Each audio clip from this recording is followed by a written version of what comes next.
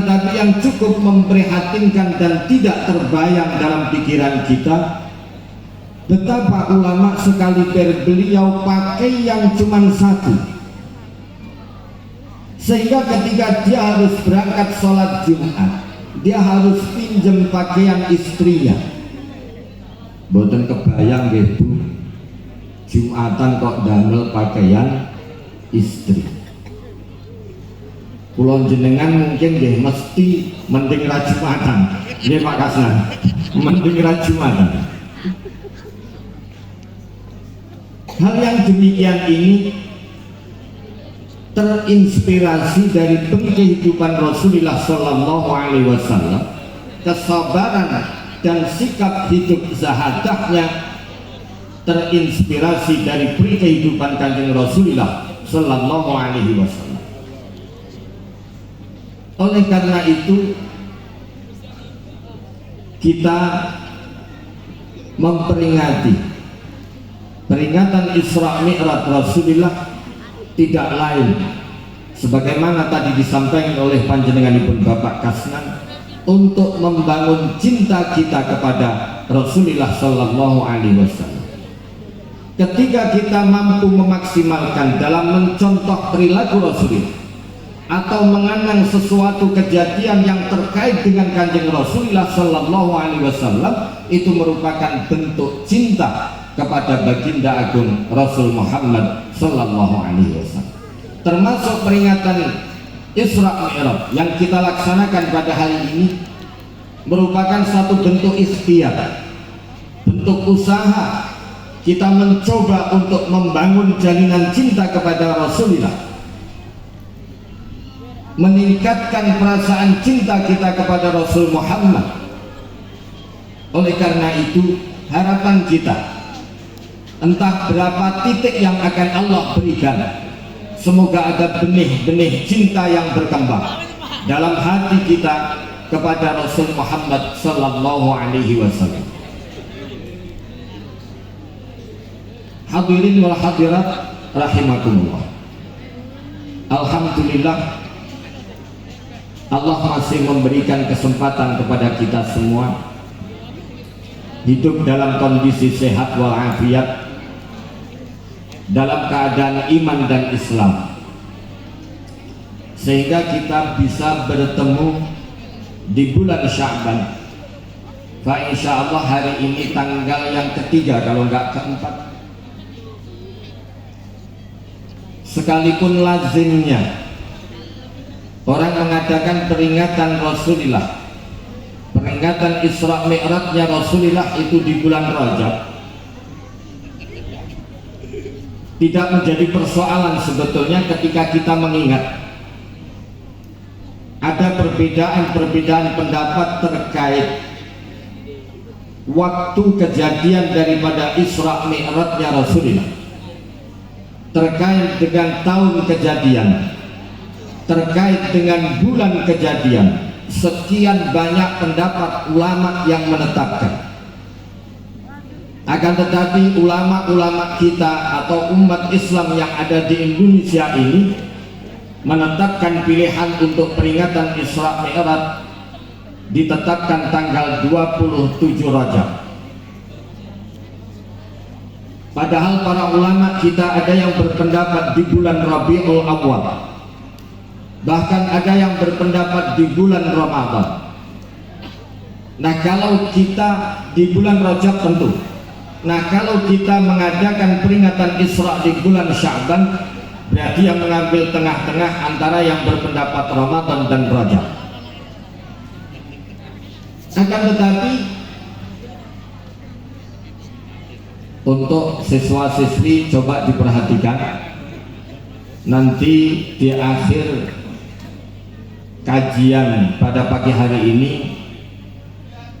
ada informasi dari panitia akan diadakan kuis dengan hadiah yang menjanjikan, yang luar biasa. Nanti apa yang saya sampaikan ada beberapa poin yang akan menjadi bahan pertanyaan. Oleh karena itu Mari kita ngaji bersama, kita fokus dan perhatian dari apa yang telah saya sampaikan dari keterangan-keterangan dari ulama-ulama kita.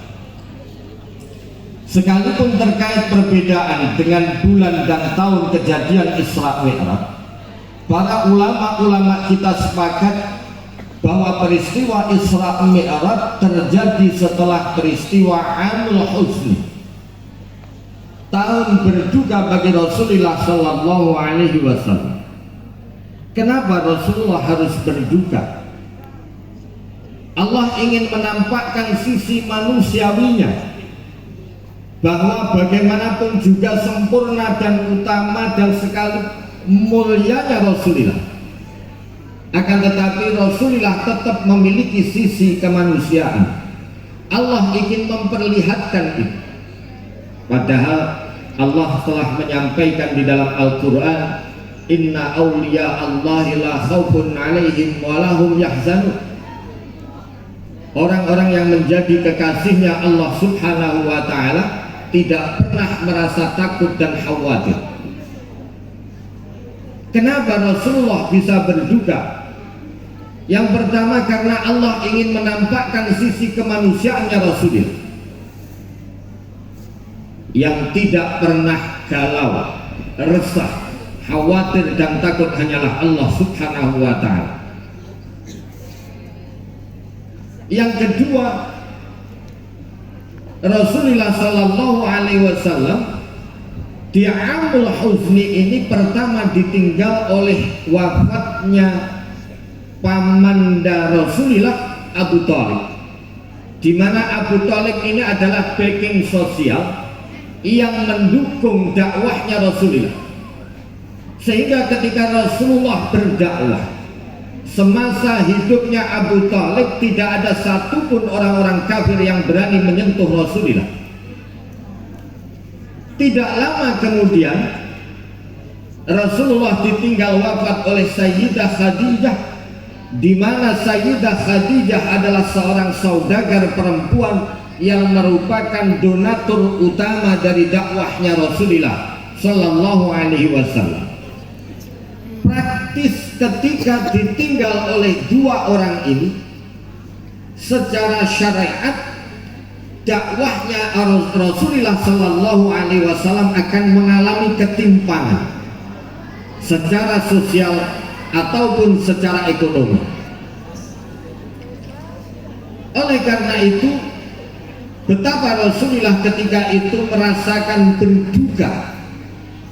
Tahun di mana Rasulullah mengalami berduka ya ketika Rasulullah ditinggal wafat oleh Abu Thalib sekaligus istri tercinta Sayyidah Khadijah.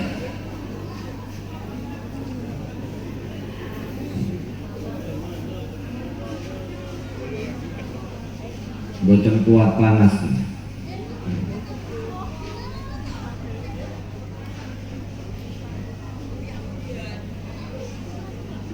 Sebetulnya bisa dipakai latihan besoknya ngoro-ngoro mahsyar ini kayak ini. Ya, besok di mahsyar ketika Allah mengumpulkan kita bersama, tidak ada naungan kecuali naungannya Allah Subhanahu wa ta'ala. Semoga Allah memberikan naungan kepada kita semua di hari mahsyarnya nanti. Amin amin ya rabbal alamin. Saya lanjutkan. Ketika Rasulullah dalam keadaan berduka inilah Allah Subhanahu wa ta'ala mengisrakan dan memi'rajkan. Walaupun di dalam Al-Quranul Karim cuma disampaikan berita terkait Isra dan Mi'rajnya tidak ada, akan tetapi para ulama sepakat tentang Mi'rajnya Rasulullah. Cuman perbedaan gambaran, sekian banyak gambaran, pernak-perniknya, mengutip istilahnya Bapak Kepala, pernak-perniknya Mi'raj di sini ada perbedaan di kalangan para ulama kita. Rasulullah ketika di Isra Mi'rajkan, bermula dari tahun berduka ini, tidak hanya mengambil perintah sholat 5 waktu, tapi ada sisi yang lain, bahwa Rasulullah ingin dihibur oleh Allah Subhanahu wa Ta'ala. Allah menghendaki untuk menghibur Rasulullah Sallallahu Alaihi Wasallam. Makanya ketika itu Rasulullah tidak langsung menuju ke Baitul Muqaddas atau ke Sidratil Muntaha. Dalam riwayat ada keterangan yang menyatakan ternyata Rasulullah pun juga transit di Madinatul Munawwarah, yang disampaikan oleh malaikat Jibril bahwa ini adalah tempat atau lokasi yang Rasulullah dan para umat Islam akan melaksanakan hijrah dari Makkah menuju Madinah atau dari tempat lain menuju Madinatul Munawwarah. Sekalipun sebetulnya Rasulullah pernah juga tindak menuju ke Madinatul Munawwarah ketika usia 6 tahun dalam rangka berziarah ke makam ayahandanya dengan ibunya sekaligus dengan ibu angkatnya Ummu Aiman. Terus Rasulullah itu memiliki ibu kandung yaitu Sayyidah Aminah, kemudian memiliki ibu susuan termasuk Suwaibatul Aslamiyah, kemudian memiliki ibu angkat yaitu Sayyidah Ummu Aiman, di mana Sayyidah Ummu Aiman nanti akan dinikahkan dengan anak angkat Rasulullah yang bernama sahabat Zaid bin Harithah. Akan tetapi peristiwa Isra di situ terjadi di malam hari. Apalagi terlebih Rasulullah ketika diberangkatkan menuju Baitul Muqaddas dari Masjidil Haram dalam keadaan sudah sore dan harus dibangunkan oleh malaikat Jibril. Sehingga ketika pertama sampai di Madinah atau Yatsrib di kala itu, Rasulullah pangling, ini kota mana? Sehingga disampaikan oleh malaikat Jibril bahwa ini adalah Yatsrib. Selepas dari Yatsrib, Rasulullah diajak ke Syajarul Musa. Ada yang mengatakan bahwa Syajarul Musa adalah tempat berlabuhnya Nabiullah Musa alaihissalam bersama orang-orang Bani Israel ketika selamat dikejar atau dari kejaran Fir'aun dan bala tentaranya. Itu adalah Syajarul Musa. Selepas dari itu diajak ke Bukit Tursina. Bukit Tursina adalah situs yang bersejarah, tempat menerimanya Nabiullah Musa Taurat, kitab induk bagi orang-orang Yahudi. Bahkan sekarang telah dibuka destinasi wisata Bukit Tursina. Beberapa umat Islam dan sudah banyak barangkali yang bisa berkunjung sampai ke sana. Ini merupakan satu bentuk panglipur, hiburan bagi Rasulullah untuk diajak ke situs-situs yang bersejarah, sebagaimana Allah menyampaikan wa dzakirhum bi ayyamillah. Musa sampaikan, dan ini berlaku bagi semua para nabi dan umat. Kita diperintahkan untuk mengingat hari di mana Allah Subhanahu wa Ta'ala telah memberikan kenikmatan kepada kita. Termasuk kita memperingati Isra Mi'raj, merupakan kita memperingati hari-hari di mana Allah telah memberikan kenikmatan kepada kita, memberikan keberkahan kepada kita. Bagaimanapun juga sholat 5 waktu merupakan kenikmatan dan keberkahan bagi kita sebagai umat Islam. Oleh karena itu tidak ada salahnya setiap setahun sekali atau mungkin berapa tahun sekali kita melaksanakan piknik atau tamasya ke tempat-tempat yang bersejarah untuk mengenang betapa di hari itu, di tempat itu Allah telah menurunkan kenikmatan. Suatu contoh misalkan ketika kita berziarah ke makamnya Sunan Ampel atau ke makam sunan-sunan yang lain, kita mengingat di Sunan Ampel itu dulu Allah telah menurunkan hidayah, menurunkan Islam lantaran Sunan Ampel. dan daerah itu menjadi situs yang bersejarah. Kita mengingat itu dalam rangka syukur kepada Allah. Tidak menutup kemungkinan Allah akan memindahkan. Kenapa Allah mengirim Sunan Ampel dan sunan-sunan yang lain untuk berdakwah di Nusantara ini? Tidak terbayang ketika Allah mengutus para sunan ahli dakwah Islam ke Eropa ataupun mungkin ke Amerika. Mungkin yang menerima hidayah iman dan Islam adalah orang Eropa atau mungkin orang Amerika. Kita bersyukur kepada Allah. Allah telah mengirimkan para da'i Islam ke tanah kelahiran kita. Nah, tujuan kita barangkali untuk tamasya, piknik ke tempat atau situs bersejarah untuk bersyukur atas kenikmatan yang Allah berikan.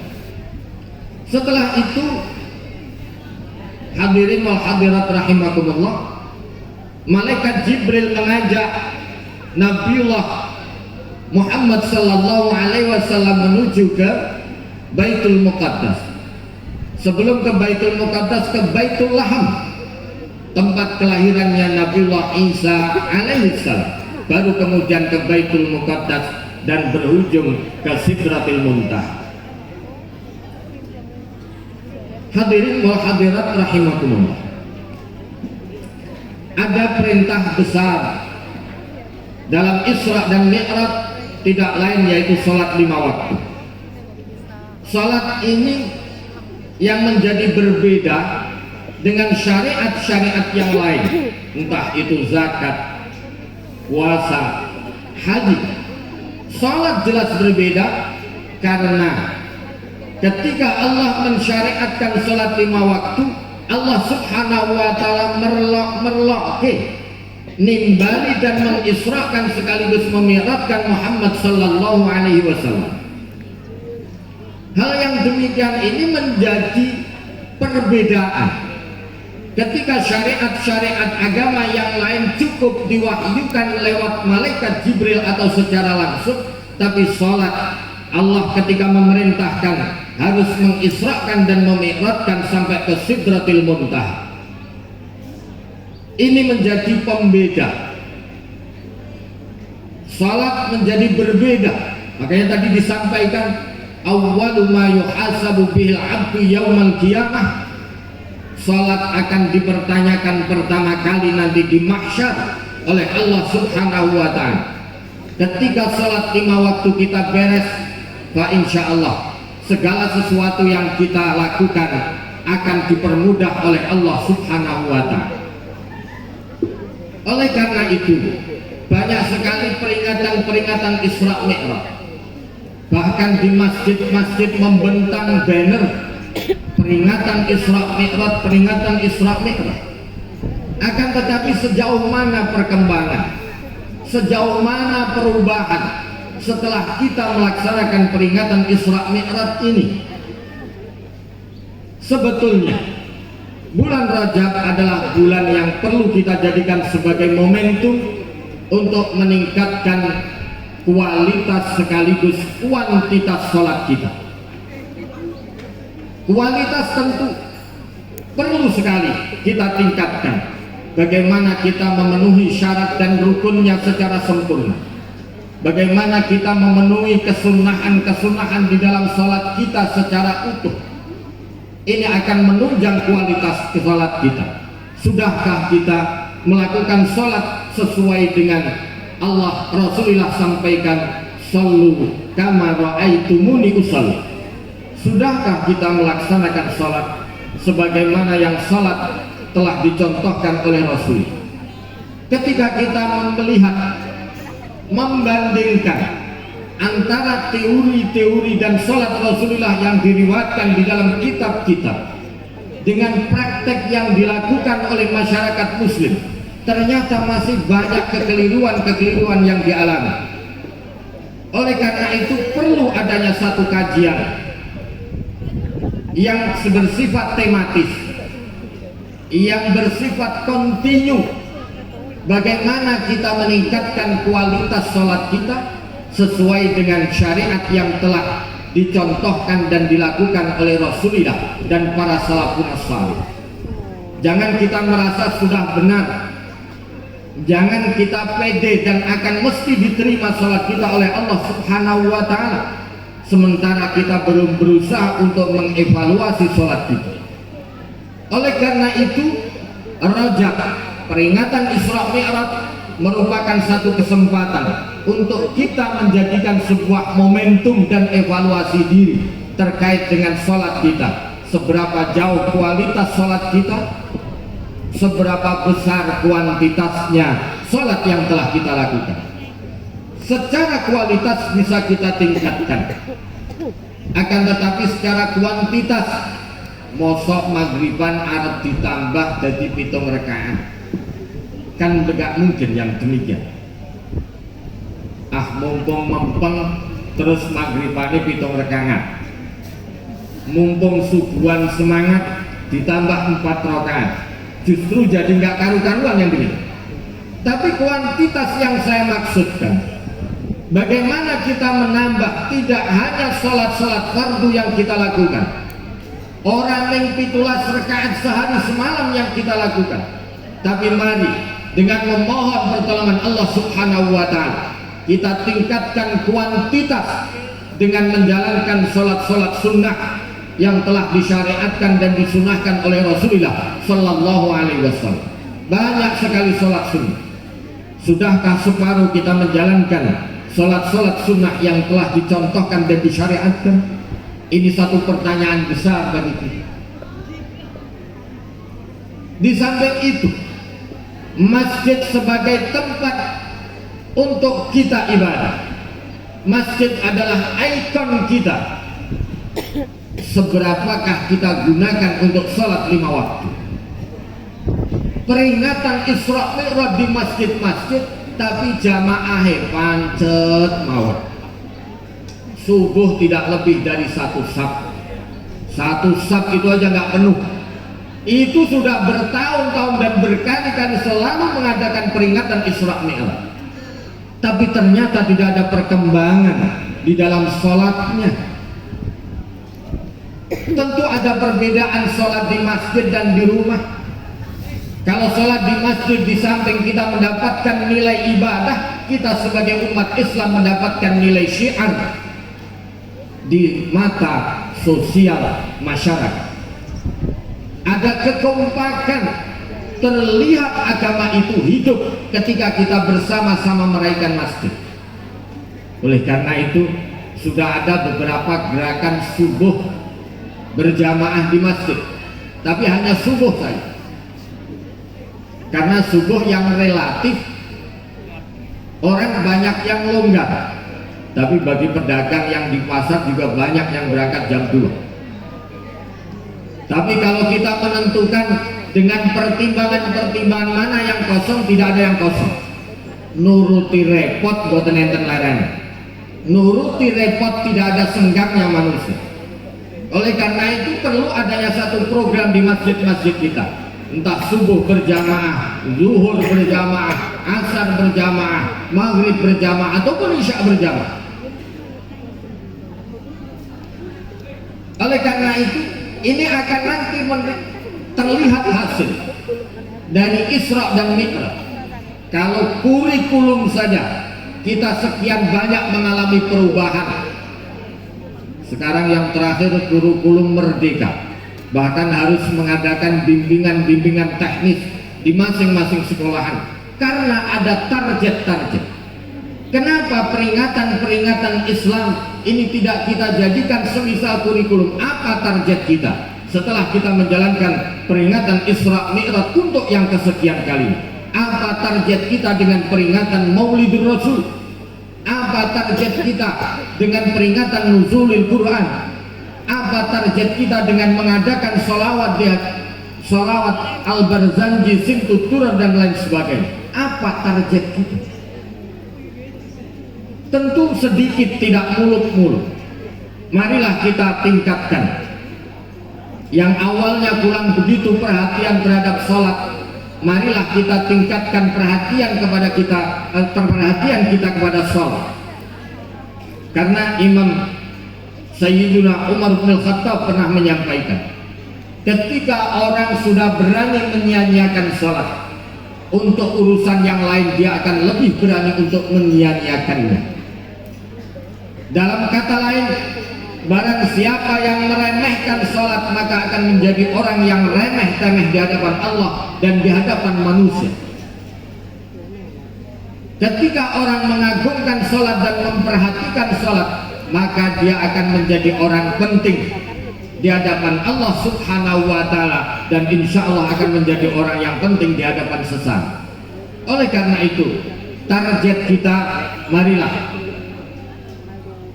peringatan Isra Mi'raj ini kita jadikan momentum untuk meningkatkan sholat baik secara kualitas dan kuantitas, dengan target kita lebih memperhatikan sholat, lebih mementingkan sholat dibandingkan kepentingan-kepentingan yang lain.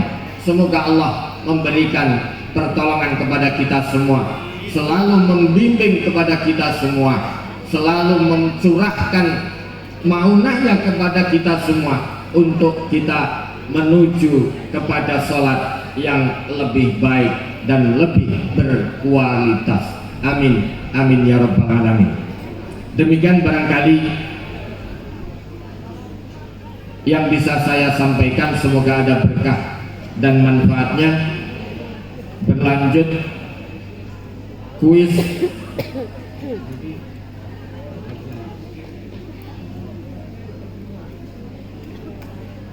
untuk siswa-siswi. Ada door prize bagi siapa yang bisa menjawab pertanyaan. Dan ini kok katamu terus gangsal.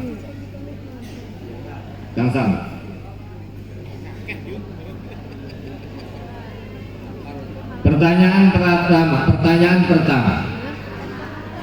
Siapa yang menjadi backing sosial dalam dakwahnya Rasulullah ketika berada di Makkah? Ya.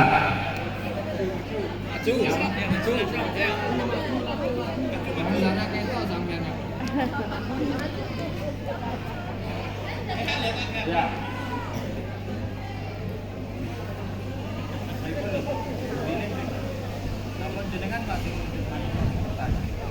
Siap. Karena sudah ada pertanyaan. Ya, dijawab dua-duanya dulu, Pak. Namanya betul. Betul.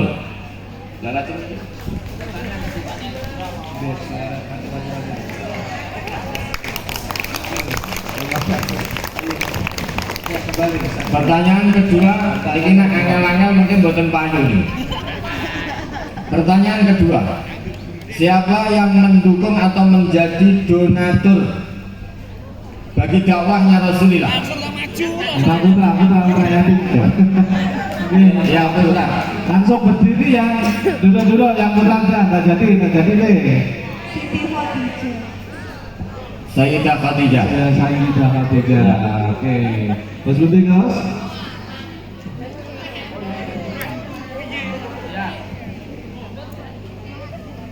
Baik. Anak-anakku, sebelum ketiga nanti jangan angkat tangan, ya langsung berdiri saja biar kelihatan, ya langsung berdiri. Jawabannya yang mau jawab langsung berdiri biar. Oke, silakan berdiri. Nailul berdiri Nailul. Oh, udah jadi. Khawatir nggak bisa jawab Gus. Ya, yang ketiga berdiri ya, langsung berdiri. Langsung berdiri aja nanti. Tahun disebut tahun apa yang melatar belakangnya Allah memberangkatkan Isra dan Mi'rajnya Rasulullah? Disebut tahun apa tadi? Langsung lari, sudah ada itu. Sebutkan nama kelas ya, nama dari kelas berapa? Oke. Ya. Nah, jawabannya? Ida kelas 8A, 9A. Jawabannya enggak? Silakan. Amul Husni atau tahun berduka? Ya, betul. Masih tersisa 2 ya. Pak Marsud ya, dilirik awat ya. Tadi sempat saya sampaikan pertanyaan berikutnya. Rasulullah diajak malaikat Jibril transit di Bukit Tursina. Tempat bersejarah apakah Bukit Tursina? Ayo, buat. Oh, putri semuanya laki-laki mana ini? Yang laki-laki. Nama kelas sampai sebutkan ya. Yang terakhir nanti anak putra. Anak putra ya, anak putra tuh sekurang satu ini. Sebutkan kelas, nama kelas ya. Oke, menghadap ke sana dong. Oke. Jawabannya Isra Mi'raj. Enggak, kurang tepat. Kurang Salah. tepat ya. Yang putra, coba yang putra. Oh ini yang putra. Oke. Sebutkan nama kelas. Barisan 400 meter dari 9E. 9E. Lahirnya Nabi Musa. Lahirnya Nabi Musa. Kurang tepat, salah. Wasil Matula. Pertanyaan Ya. ini ada ini satu. Oh ayo. Ayo juga dulu Ya, ya. Mas. Saya Muhammad Ayu Sultani dari 8B. Jawabannya turunnya kitab Taurat. Iya, tempat turunnya kitab Taurat. Tepuk tangan untuk Nailul ya. Tertunda. Terakhir. Yang terakhir. Kemudian setelah dari Sudah antri Gus ini. Jangan belum tahu. selain di Bukit Tursina, tadi Rasulullah diajak ke Bethlehem. Peristiwa sejarah apakah di sana?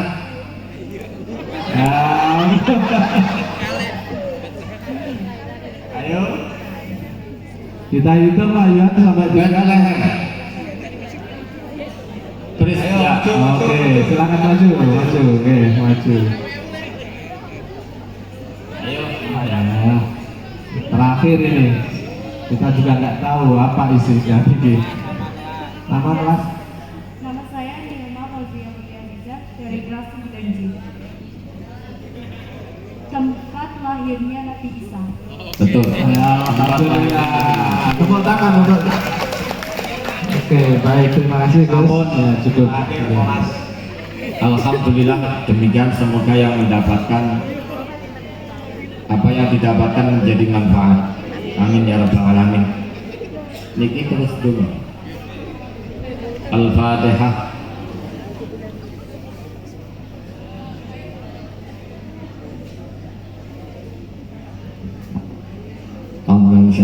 Bismillahirrahmanirrahim. Alhamdulillahirabbil alamin. Hamdan syakirin, hamdan na'imin, hamdan yu'afin amamika bimazidah. Ya Rabbana lakal hamdu kama yanbaghi li jalali wajhika wa 'azimi sultanik. Allahumma shalli wa sallim ala Muhammad. Allahumma shalli wa sallim ala sayyidina Muhammad. Salatan tunjina biha min jamil ahwali wal afat wa taqdi lana biha jami'al hajat wa tutahhiruna biha min jami'is sayyi'at wa tarfa'una biha jaka 'ala darajat wa tuballighuna biha aqsal ghayati min jami'il khairati fil hayati wa ma'al mamat. Allahumma a'inna ala dzikrika wa syukrika wa husni ibadatik. Allahumma ja'al ahlana wa auladana wa ashabana wa ikhwanana wa jiwarana wa jami'il talibin wa talibat min madrasah sanawiyah negeri 5 Nganjuk. Allahumma ja'alhum min ahlil ilmi wa ahlil khair wa ahlil Qur'an wa atihim wa nyatan wa ghuratan fi ta'alimikin wa tabbika wa atihim salamatan fi dini wa dunya wal akhirah. Allahumma faqihum fid din wa 'allimhum fil Qur'an wa hdihim ila siratikal mustaqim ya arhamar rahimin ya dzal jalali wal ikram. Rabbana hab lana min azwajina wa dhurriyyatina qurrata a'yun waj'alna lil muttaqina imama. Rabbana atina fid dunya hasanatan wa fil akhirati hasanatan wa qina adzabannar. Wa sallallahu ala sayyidina Muhammadin nabiyil ummi wa ala alihi wa sahbihi wa baraka wasallam. Subhana rabbika rabbil izzati amma yasifun wa salamun alal mursalin walhamdulillahi rabbil alamin. Al-Fatihah.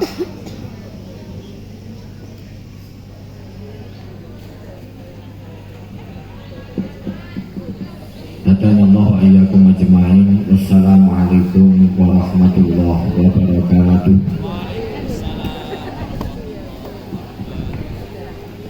Isra Mi'raj Nabi Muhammad Sallallahu Alaihi Wasallam telah selesai. Semoga membawa berkah dan manfaat bagi kita semua. Amin, amin ya rabbal alamin. Kami selaku pemandu acara mohon maaf atas segala kekhilafan. akhirul kalam. Subhanaka Allahumma wa bihamdika asyhadu an la ilaha illa anta astaghfiruka wa atubu ilaik. Wallahu muwaffiq ila aqwamit thoriq. Wassalamu alaikum warahmatullahi wabarakatuh. Waalaikumsalam.